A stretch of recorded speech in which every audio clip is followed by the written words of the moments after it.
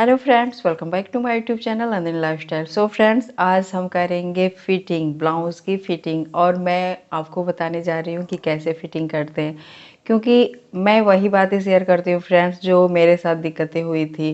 मैं स्टार्टिंग में जब सिलाई मैंने स्टार्ट किया था तो मुझे बहुत ज़्यादा नॉलेज नहीं थी। और जब मैं ब्लाउज़ सिल लेती थी तो मुझे ब्लाउज़ की फ़िटिंग करने में बहुत ज़्यादा दिक्कत होती थी। और जैसे पाइपिंग बनाना और फिटिंग, साइड का फिटिंग मेरा कभी भी अच्छा से नहीं बैठता था। मैं बहुत ज़्यादा, मुझे ये होता था कि मैं कभी नहीं कर पाऊँगी, पता नहीं मैं कस्टमर का मैं सिल पाऊँगी कि नहीं। क्योंकि किसी कोई आ रहा है उसको बार बार फिटिंग करने को तो नहीं बोलोगे ना कि हाँ फिटिंग आप देख लो, अच्छा है तो ठीक है, नहीं तो मैं फिर उसको फिटिंग कर दूँगी। तो यही सब वीडियो मैं आप लोग के साथ शेयर करूंगी आज की वीडियो, क्योंकि मैं मेरे साथ जो भी दिक्कत हुई आप लोग के साथ ना हो। और मैं प्रॉपर तरीके से बताऊंगी जिस तरह से मैंने फिटिंग किया था। तो फ्रेंड्स, जब फिटिंग करते हैं ना तो बहुत ज़्यादा दिक्कत होती है। जो बिगनर होते हैं ना उनको फिटिंग करने नहीं आता है। ख़ासतौर से मुझे भी, जब मैंने स्टार्टिंग किया था तो मुझे फिटिंग करने नहीं आता था, एकदम से नहीं आता था फिटिंग करने। और कभी मैं फिटिंग करती थी तो मेरा ब्लाउज़ जो है ना अच्छे से प्रॉपर तरीके से नहीं होता था। ये जो है ना, ये वाला, ये जो बीच का ये पोर्शन है ना, ये कभी इधर तो कभी इधर खिसकता रहता था और अच्छे से फिटिंग नहीं बैठा था। तो मुझे ये सब बहुत ज़्यादा दिक्कतें हुई थी फिटिंग करने का। और जो बिगनर होते हैं उनको होती ही है। अभी तो जब सिलाई करने लग जाते हो ना तो फिर उसमें आप मास्टर बन जाते हो। और इस तरह से तो मैं आज ये ब्लाउज़ ली हूँ फ्रेंड्स, और इसी की फ़िटिंग करके मैं बताऊँगी। मैंने फ़िटिंग नहीं लगाया हुआ है, देख सकते हैं, मैंने बस सिलाई की हुई है। तो फ्रेंड्स, मैं यहाँ पे वीडियो बना रही थी, तब तक मेरे पापा श्री आ गए थे। पापा श्री मतलब मेरे ससुर जी आ गए थे और मुझे वीडियो बंद करनी पड़ी फिर। मैं रात में अभी वॉइस ओवर कर रही हूँ फ्रेंड्स। और चलिए फिर वीडियो स्टार्ट करते हैं। और कैसे मैं फ़िटिंग करती हूँ मैं वही आपको बताऊँगी। इस तरह से जब आप फ़िटिंग करेंगे ना फ्रेंड्स तो आपकी फ़िटिंग बहुत ही अच्छे ढंग से होगी और कोई दिक्कत भी नहीं होती। एक बार आप ट्राई करके देखना। तो फ्रेंड्स, अब हमने यहाँ पे क्या करना है, एक सेंटर पॉइंट करनी है। और ये देख सकते हैं मैंने यहाँ पे एक सेंटर पॉइंट कर दिया है बैक पार्ट में। और फ्रंट पल्ला हमने लेना है।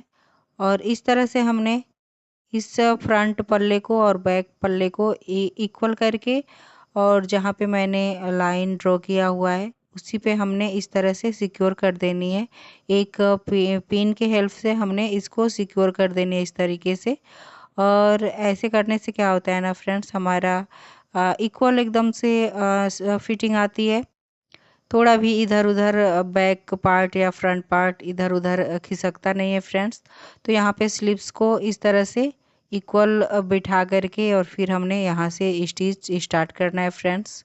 तो चलिए फिर हम स्टिच कर लेते हैं। और जितना भी एक्स्ट्रा कपड़ा आपका निकले उस पर ध्यान नहीं देना है, आपको इक्वल आपका कपड़ा रहना चाहिए। और इस तरह से हमने स्टिच कर लेना है फ्रेंड्स। और हमेशा आपको स्टिच जब करोगे ना फ्रेंड्स तो आपको ये देखना है कि हम अपने हाथों से ना कपड़े को अच्छे से प्रेस करते रहे, अच्छे से उसको एकदम से इक्वल करके फिर हमने स्टिच करना है फ्रेंड्स। इस तरह से क्या होता है ना कि ब्लाउज़ की फिटिंग बहुत परफेक्ट तरीके से आती है। अब आपने क्या करना है, यहाँ पे इतना ये एक्स्ट्रा कपड़ा निकल रहा है तो आपने उस कपड़े पे जो फ्रंट वाला पल्ला है उसको खींच करके आपको उस पे नहीं लाना है। जितना कपड़ा निकल रहा है ना उसको उस पे आप ध्यान मत देना। और आपको क्या करना है, एक सीधी सिलाई करनी है इस तरह की तरीके से। और यहाँ पे नीचे फोल्ड कर देना है ब्लाउज को। और फोल्ड करके इस तरह से हमने सिलाई कर लेनी है।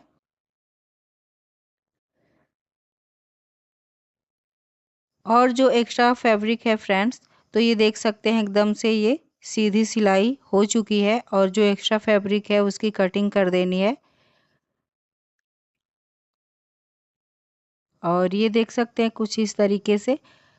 फिर दूसरे साइड भी हमने इसी तरीके से कर लेनी है। तो यहाँ पे हमने शोल्डर से स्लिप्स को इस तरह से इक्वल रखना है। और यहाँ पे देख सकते हैं, इसको यहाँ पे इस तरह से करेंगे ना तो इतना कपड़ा आपका निकल रहा है।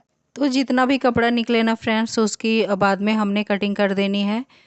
तो फ्रेंड्स ये जो बैक पार्ट की चौड़ाई बढ़ जाता है ना, उसका रीज़न क्या है ना कि हमारा जो फ्रंट का टेक इन होता है ना, जब हम टेक इन देते हैं ना तो उसमें हमारा लगभग 1 इंच लगभग हमारा कपड़ा फ्रंट में चला जाता है।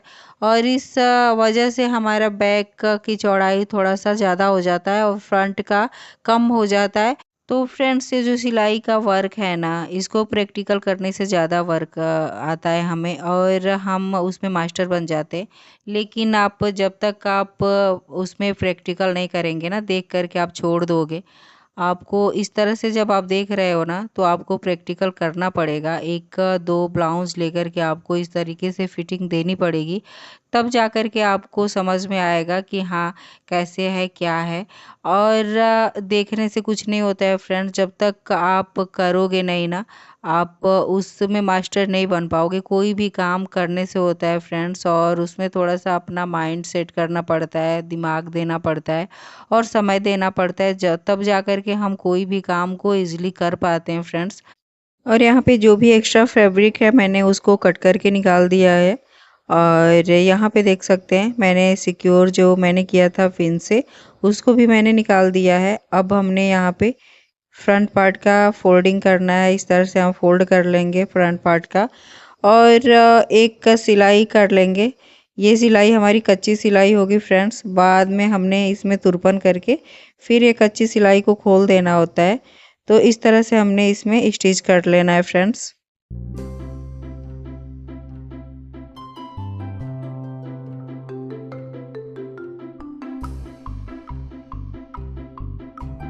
सेंटर पॉइंट को इक्वल करना है और एक का मार्क करके फिर हमने इस तरह से फिर दूसरी साइड भी हमने स्टिच कर लेना है।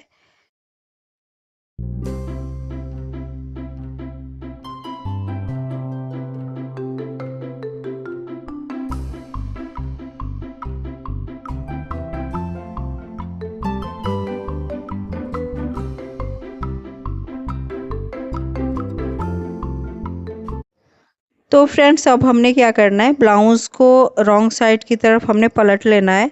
और ये जो मैंने मार्किंग किया था फ्रेंड्स, ये देख सकते हैं एकदम से सेंटर में आया हुआ है। और इस तरह से जब आप फिटिंग करते हो ना फ्रेंड्स, आपकी फिटिंग बहुत परफेक्ट होती है। आपने जो भी मेजरमेंट करने के लिए ब्लाउज़ रखे हो ना, उसी से मेजरमेंट करना है। यहाँ पे स्लिप्स जितना है उस पे मार्किंग करके और फिर हमने स्टिच कर लेना है यहाँ पे। और स्टिच भी 1-2 मतलब इंच ही आप आगे की साइड करिएगा। उसके बाद जब हमने इसमें जो होता है ना कि नीचे से हमने जो भी फिटिंग की सिलाई देनी है उसको मार्क करके फिर हम फिर सिलाई करेंगे नीचे की साइड। तो पहले हम मार्क कर लेते हैं फ्रेंड्स। तो यहाँ पे जो साइड में आपने हुक पट्टी है और आई है, तो इस उस हिसाब से हमने यहाँ पे फिटिंग देनी है। तो इसका ये आई का है और यहाँ पे भी देख सकते हैं यहाँ पे आई बनेगा। तो इस तरह से देख सकते हैं यहाँ पे आई बनेगा। तो ये आई और जो उसमें बना है आई जो रेडी हुआ है ब्लाउज जो मेजरमेंट करने के लिए मिला है, उससे हमने इस तरह से नापना है। और जहाँ पे भी ये आ रहा है स्टिच का जो फिटिंग का सिलाई, वहाँ पे इस तरह से मार्किंग कर देनी है। और ये देख सकते हैं यहाँ पे हमारी ये मार्किंग आई हुई है। तो इस तरह से हमने एक लाइन ड्रॉ कर देना है जिससे हमको समझ में आए कि हाँ यहीं से हमने सिलाई करनी है। तो इस तरह से अब हमने क्या करना है कि एकदम से सीधा रखना है अपना ब्लाउज़ को। और ये देख सकते हैं एकदम से सीधी एक लाइन हमने इसमें ड्रॉ कर देनी है और इसी पे हमने स्टिच कर लेना है।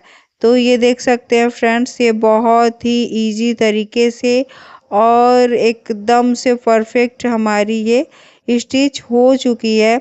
और इस तरह से जब आप स्टिच करोगे ना फ्रेंड्स, तो जो आर्म होल में जो आता है कि झोल आने लगता है, उसकी प्रॉब्लम नहीं होगी फ्रेंड्स और बहुत ही अच्छे से हमारी फिटिंग आ जाती है।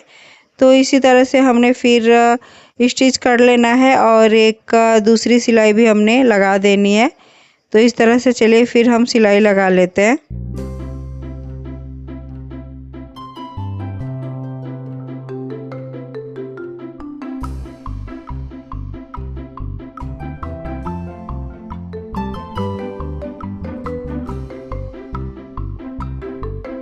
अब हमने दूसरी साइड भी इसी तरह से हमने स्टिच कर लेना है फ्रेंड्स। तो फिर स्लीव्स से हमने इस तरह से मेजरमेंट कर लेना है और मेजरमेंट करके फिर हमने एक मार्किंग कर देनी है और इसी पे हमने स्टिच कर देना है फ्रेंड्स। तो इस तरह से जब हम स्टिच करते हैं ना फ्रेंड्स, तो हमारी स्टिचिंग बहुत ही परफेक्ट तरीके से होती है और कोई भी झोल नहीं आता है। जो आर्म होल में दिक्कत होने लगता है ना कि झोल आती है, तो इस तरह से जब आप फिटिंग करोगे ना तो झोल वोल की दिक्कत नहीं होती है। और यहाँ पे जब हम मेजरमेंट लेते हैं ना, तो जो हमारी हुक साइड का है, तो यहाँ पे हुक साइड के साइड से ही हमने यहाँ पे मेजरमेंट कर लेना है कि हमारी फिटिंग कहाँ पे आएगी। तो फ्रेंड जो मेजरमेंट करने के लिए ब्लाउज आया हुआ है ना, उसी से हमने मेजरमेंट करना है और हुक साइड से हुक साइड की तरफ का मेजरमेंट करना है और आई जो बनाया हुआ है आई साइड से आई साइड की तरफ का मेजरमेंट करना है।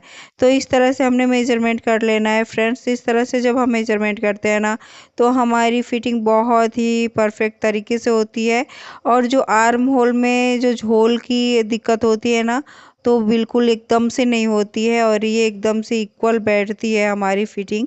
तो इस तरह से हमने मार्किंग कर लिया हुआ है और यहाँ पे देख सकते हैं एक का लाइन ड्रॉ कर लिया हुआ है और यहाँ पे इसी पे हमने इस तरह से सिलाई कर देनी है फ्रेंड्स। तो यहाँ पे देख सकते हैं ये कितना इजी तरीके से मैंने यहाँ पे फिटिंग दे दिया हुआ है। अब हमने ये सिलाई को लॉक कर लेनी है। और फ्रेंड्स ये वीडियो मैं बहुत स्लो करके दिखा रही हूँ जिससे आपको परफेक्ट तरीके से समझ में आ जाए कि मैं कैसे कर रही हूँ फ्रेंड्स। तो इसी तरह से हमने फिटिंग करनी है और इस तरह से फिटिंग बहुत ही इजी तरीके से हो जाती है फ्रेंड्स, कोई दिक्कत नहीं होता है। आप ट्राई कर ज़रूर करिएगा, एक बार ट्राई करोगे और प्रैक्टिकल करोगे तभी आएगा। आप देखने से कुछ नहीं होता है फ्रेंड्स, करने से सब कुछ हो जाता है। तो आप एक दो बार ट्राई करोगे तो फिर आपको भी समझ में आने लगेगा और आप भी करने लगोगे। तो फ्रेंड्स इसी तरह से हमने फिटिंग करना है।